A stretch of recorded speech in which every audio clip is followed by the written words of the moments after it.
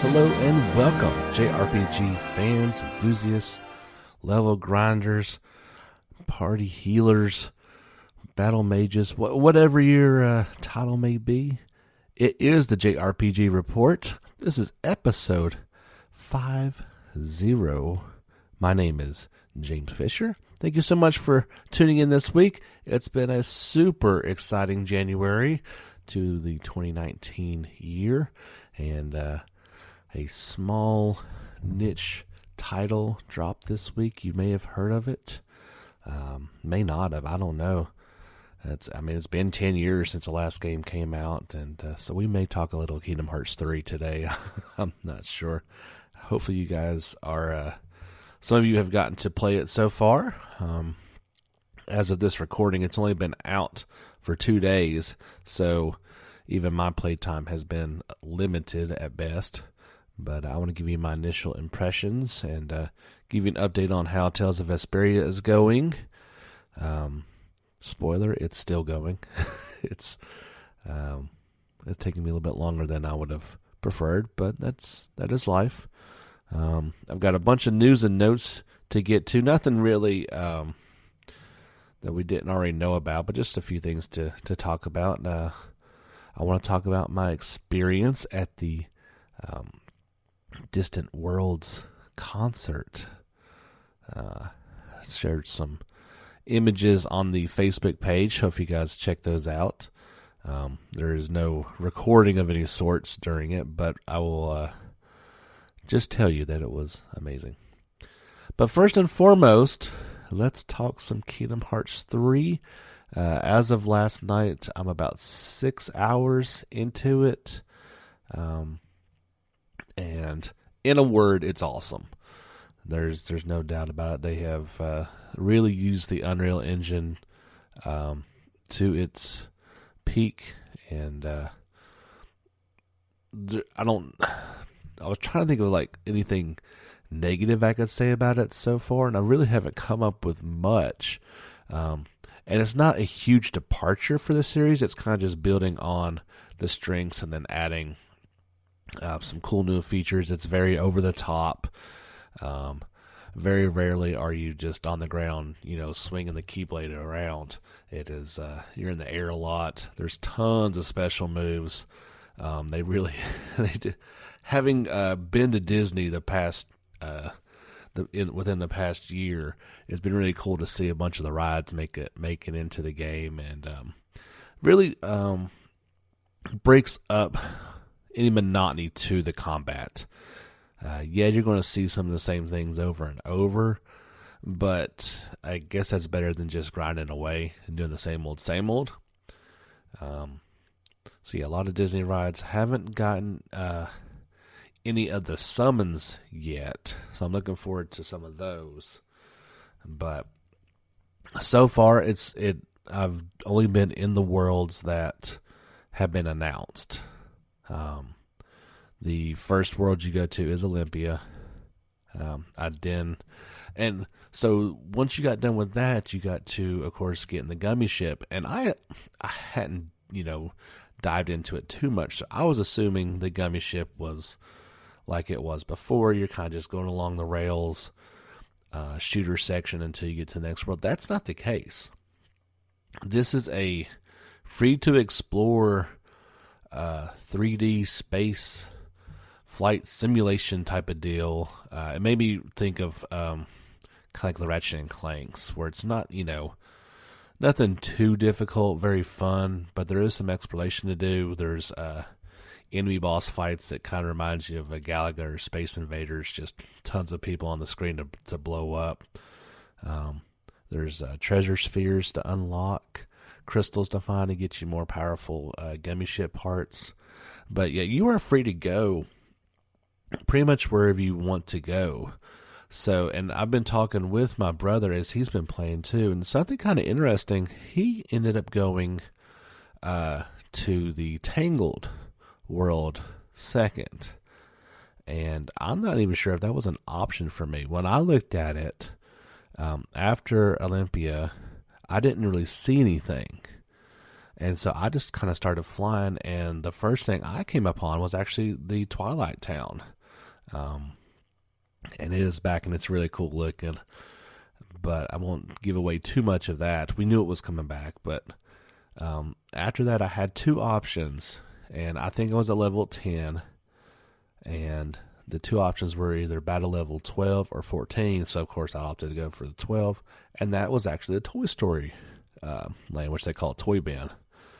And for my brother, he went to Tangled, then Twilight, and then Toy Story. So I'm not even sure if Tangled's an option for me yet. We know it's out there.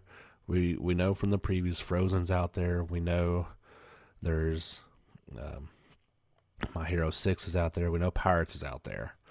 So I'm thinking those are going to start to open up here at some point. But I thought that was pretty cool that, maybe not all experiences are going to be exactly alike. And I thought that was very refreshing.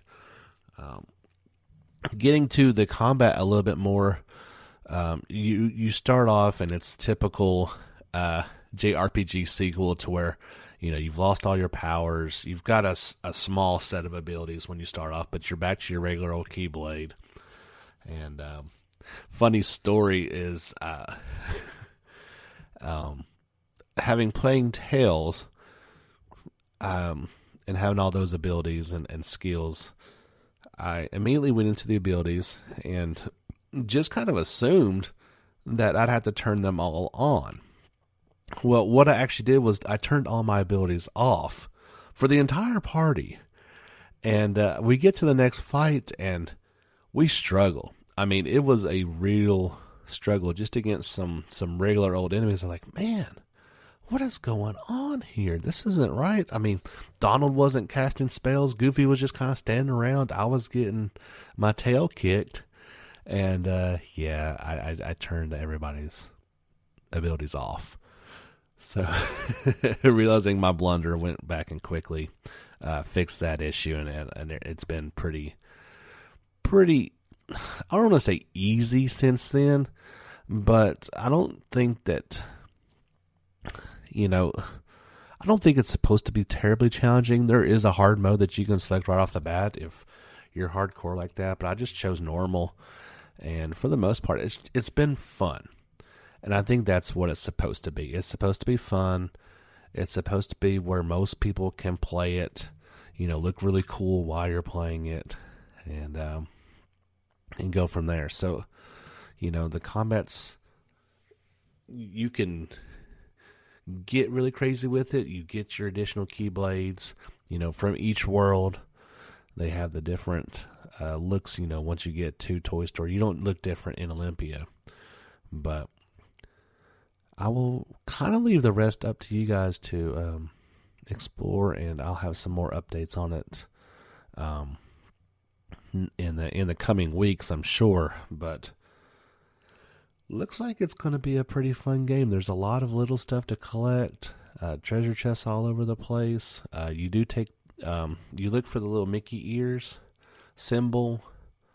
It's kind of hidden in places, and you're supposed to take pictures of that with your gummy phone, which I love how all video games, it's now required that you have a cell phone in it. It's just, it'd almost be weird if you didn't, right?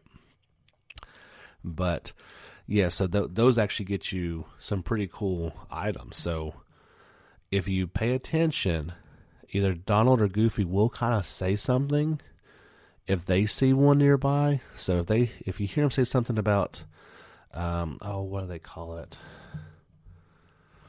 I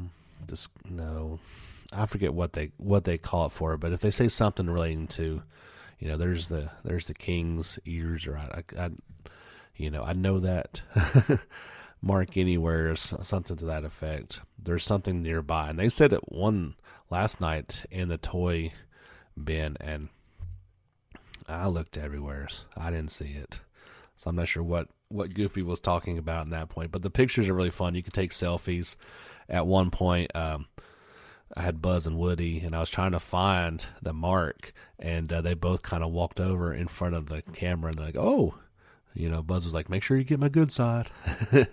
And Woody's like, "Oh, a picture. All right." So they interact with you. It's pretty fun. Lots of cool little things. I think it's going to be a long game. I don't want to quite, go out there and say it's a 100-hour game at this point. It depends on how many worlds there are.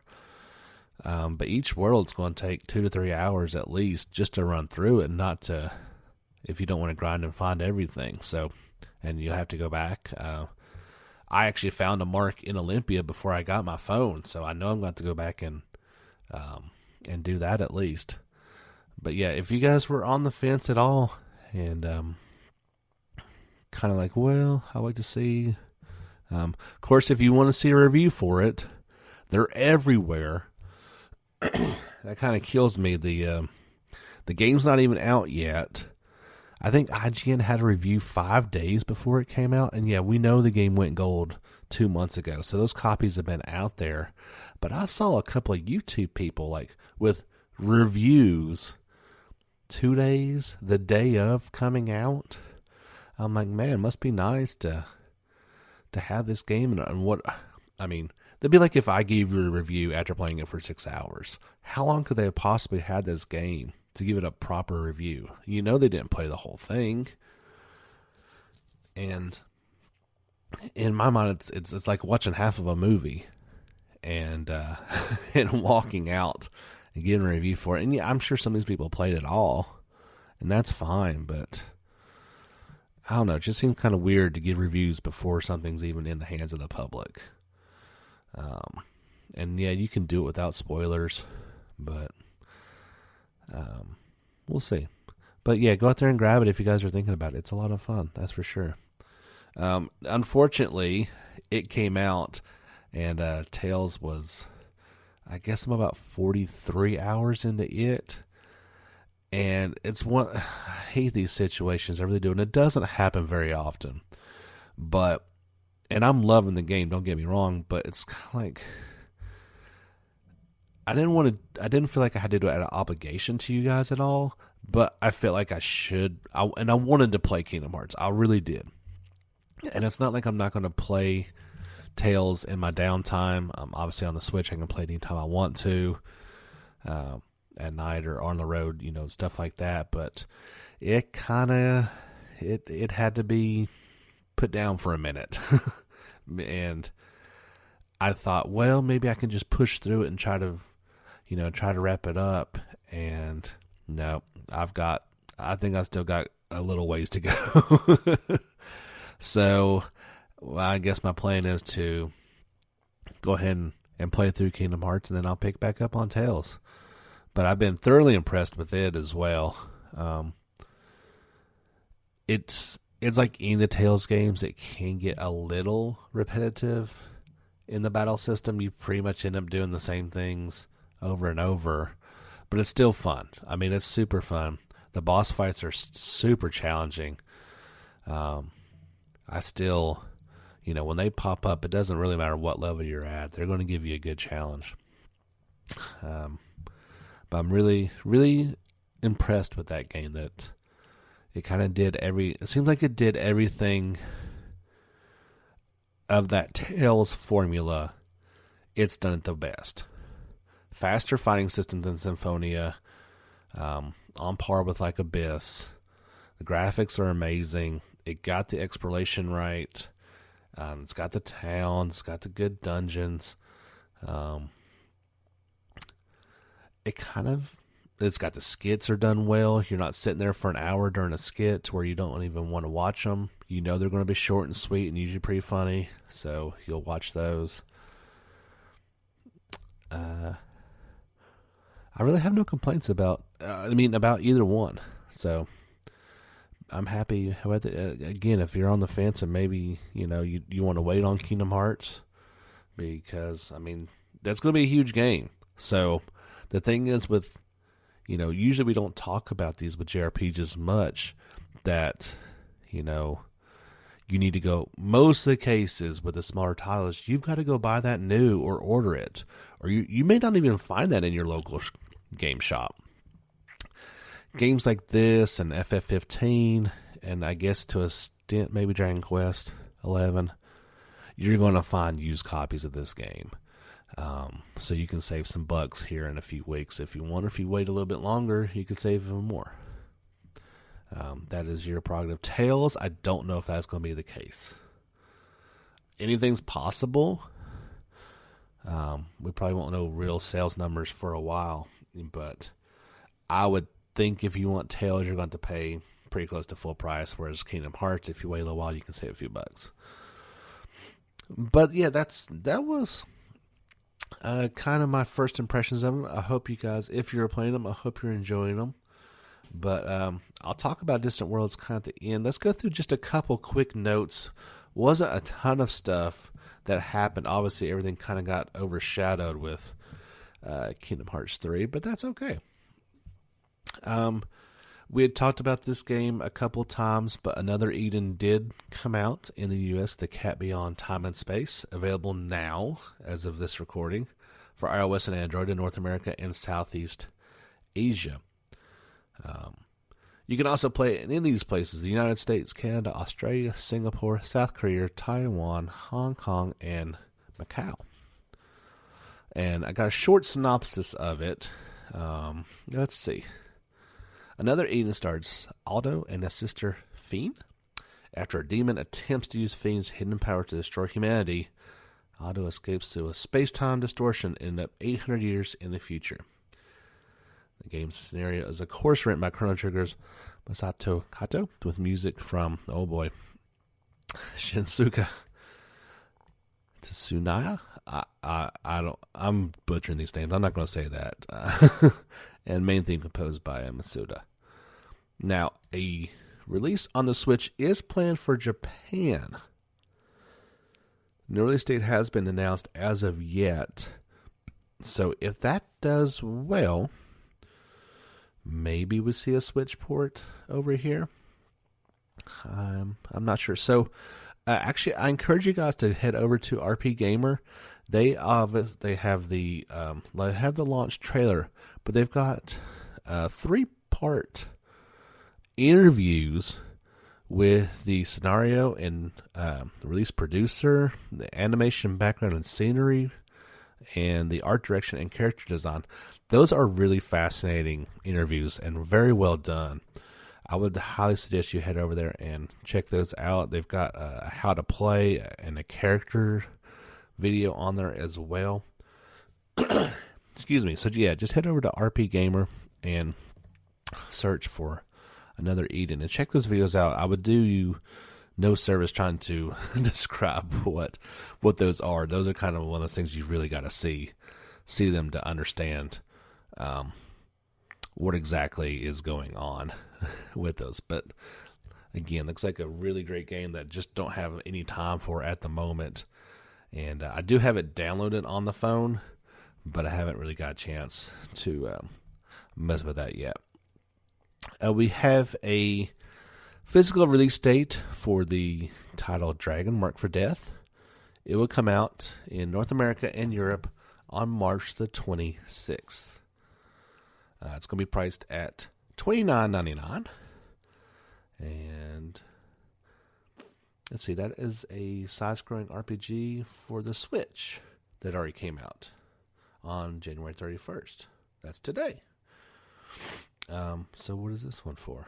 Sorry, I'm reading this. Oh, it's the physical version. Yeah, the digital version is out now. The physical version is going to be coming out on March the 26th. I see. I was a little confused with that. Cool-looking game. Again, too many games. Not enough time for all these things. If you guys are interested, this is also on RP Gamer. There's, or of course you can find it pretty much anywhere. There's a new trailer for God Eater 3, kind of getting everybody pumped up for the release on February the 8th in North America and Europe for PC and PS4. Check that out if you haven't seen it. It's really cool stuff. Another game that definitely not going to get to play now, but maybe here in just a little bit. Also, a new opening trailer came out for Nelgi and the Legendary Alchemist. You can check that out. It's pretty cool looking. Of course, that game is coming out in a little bit. Actually, it's not coming out in a little bit at all. It's out today if you're in Japan.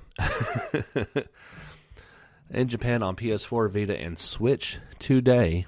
In the West, we'll get on the PC, PS4, and Switch. Sorry, Vita. You apparently no longer exist over here in America. Sad day. Rest in peace, Vita. I loved you, buddy.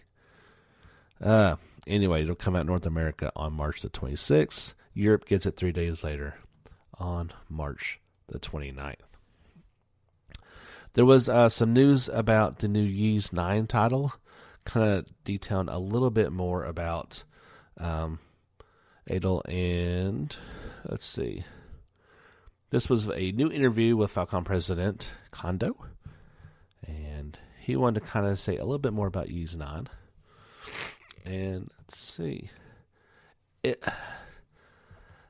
sounds different. We said that before, and Adel is now depicted differently than he was in the series thus far. He has an unexpected atmosphere about him, including his appearance. That Baldo is a prison city full of mysteries.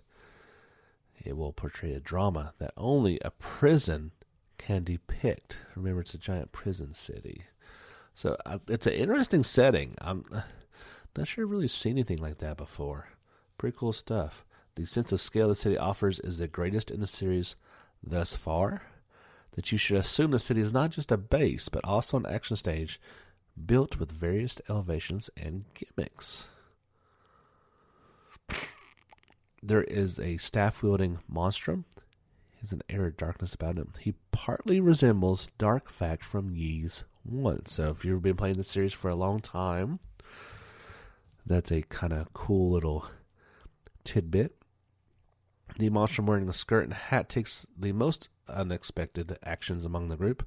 Pay attention to her leg area. No clue what that's supposed to mean. The pink carrot monstrum is characterized by her animal-like accessories, which may be a hint to something. Maybe she is like Beast Boy, changes into different animals. The blonde hair monstrum is arrogant and excludes confidence. He is highlighted by his attitude and the feathers on his shoulders. Compared to the other monstrum, the woman with the artificial arms and legs holding the lantern has a different role, as she is one of the most important characters in that she holds the key to the story. So, cool stuff. Of course, it's due out this year in Japan. Still no word on a Western release yet, but good things coming out of Falcom these days. We shall see kind of what is going on. There's an image that goes along with this, and it's got all the characters there, but their faces are kind of blacked out on the supporting ones. The one in the front is not. These are all the Monstrum characters. So looks like, I guess that's going to be your party this time instead of picking up other adventurers. So we'll see about that. I mean, obviously it's a long ways off before we get over here, but we'll see. We've got some new details about Atelier Lulua. That we had 2 returning characters from the Totoro's game. Of course, herself, Totoro, is in it, as well as Mimi. They are going to be back in action. So we kind of figured that would happen. All the returning characters would be popping up in one way or another. It's not... we don't know if they're going to join the party or not. I would guess so. Kind of hard to know until we get a little more information, but they are back. There's some more information coming out about this one every day. Of course, it's coming out on March the 20th in Japan, and we will get it sometime this spring. So expect this steady flow of information to come out as we get closer to that Japanese release date as well. There was a cool looking game, kind of harkens back to Super Nintendo graphics that I could see. It's Evoland 1 and 2, and they are coming to the PS4, Xbox One, and Switch in February. And specifically, PS4 will get it on the 5th. Switch will get it on the 6th, and Xbox One will get it on the 7th. So kind of a shipping nightmare there, but I guess that's what they wanted. They wanted to do. These both games coming together as the Evil End Legendary Edition. Kind of looks like a cool turn-based sprite-looking game. I guess it kind of harkens back to maybe a Secret of Mana type look to it, if anything. If I had to put my finger on it. But pixelated graphics, you know the deal. Kind of a throwback title. Those are popular these days. It looks pretty cool. The last announcement I had, and it's really not an announcement at all. It really just come from Compile Hard. They said a new RPG that follows current trends is coming out in June. I'm assuming that's for... I'm assuming that's in Japan only, as this was a interview in Famitsu Weekly. That did you know that they have been Compile Heart has been around since 1994. So this is their 25th anniversary in 2019, and they are planning a new game that follows current trends.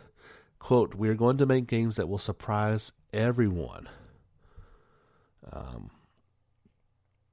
That all of our console titles are moving to the Switch. There's going to be support for the Switch as well." I guess that's what he's saying.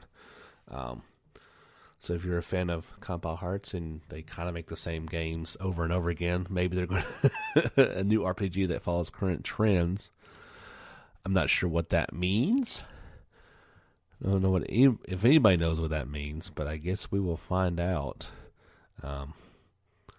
here soon. Hopefully it is something a little bit more.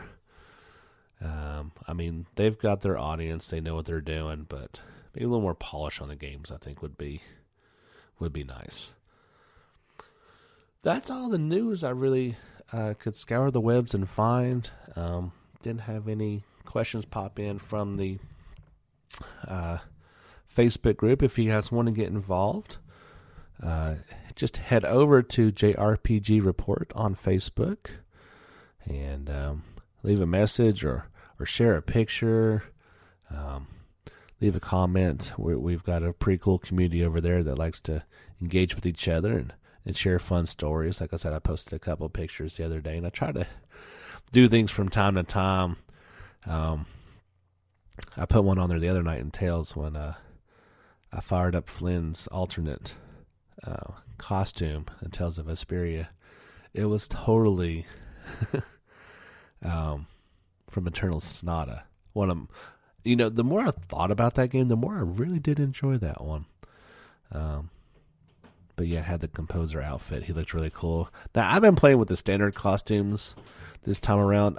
I looked at all the alternate ones, but I guess since it's my first time through, I really wanted to stay true and have them appear as they're supposed to. And I'll be honest, I only really loved a handful of them.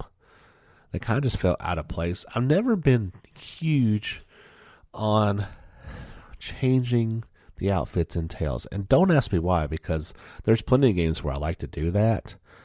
But it's just one of those things, like I really kind of like their default costumes most of the time. I don't want to change it. But yeah, I shared an image of that. And I shared images from, as I said, going to the Distant Worlds concert. We went down to Nashville for a couple of days, me and the missus, for a fun adult weekend. The kiddo stayed with the in-laws for a few days, and we got 3 days down in Nashville. Saw the concert the first night, and man,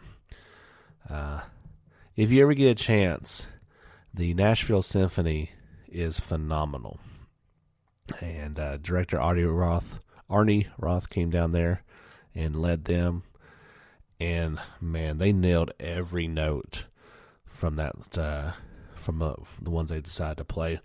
I thought it was going to be, there's the discs out 1, 2, 3, and 4 for the Distant Worlds concerts, and I thought it was going to be from 4, but it was actually kind of only about half of it. The other half was ones that they have started to incorporate in with the 30th anniversary more older things, redoing certain things. When they played the bombing mission from FF7, they had clips from the remake in it, which was pretty cool.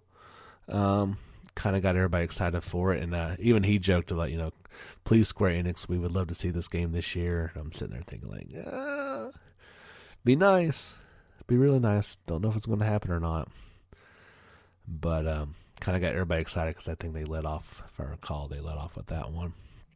I played a couple of fan favorites of mine from 6, a bunch of 7, only I think one from 8. A couple from 9. They did a cool Chocobo remix with a bunch of different ones. Clips from a bunch of different games. I don't think they did anything from... They did one from 15. And it was the very somber one. They did a couple from 11 and 14, which I don't play the online ones.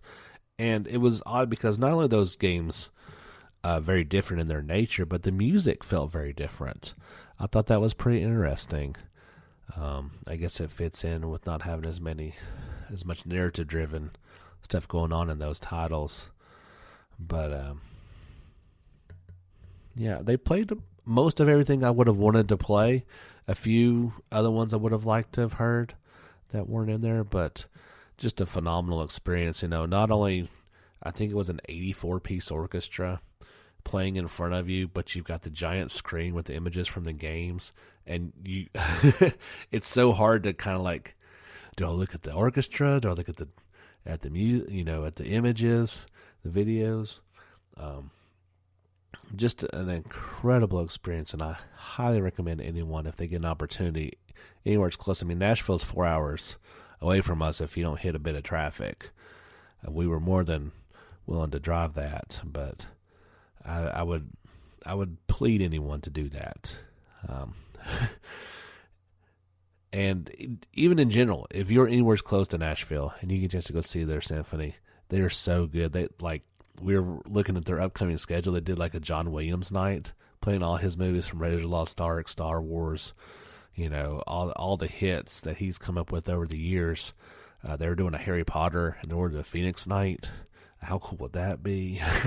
So, definitely some big things going on there, and that is a show that you don't want to miss if it comes around. And I dare say I wouldn't have to twist my wife's arm too hard to go back to it again. I picked up some cool swag while I was there. I shared those images as well. I got the soundtrack for Distant Worlds 4. I got the soundtrack for A New World that we'd seen that concert previously in Knoxville a few years ago. And finally got the soundtrack to it. Got a cool t-shirt that I'm a little too hefty to fit into right now, but maybe one day if I lose a little bit of weight. And it was only $20, so... And the wife was not pleased that I bought a $40 cactar, but it is awesome. And it was really the only collectible, that was it they had other than soundtracks and shirts. And if you spent $75, you got a free $5 bag. I wasn't going to do that, but she really wanted the soundtracks and a couple more bucks. You get, when in Rome, you got to pick those things up when you can. It's going to a good cause, right? So that's about all I have for you guys this week. I'm trying to do the podcast more often. So if there's things to talk about, we'll talk about them. I'll try to come up with some more things if it's a little bit light on news. I can't promise to do it every week, but you guys get the automatic updates when there's one there, and I appreciate if you give it a listen. Again, if you get a chance, download the Anchor app. And you can leave me a voicemail question, and I'll be happy to play it during the show and try to give you an answer. We haven't had any of those yet, but I'm really hoping that one of you guys will want to do that, because I love to have it in the show.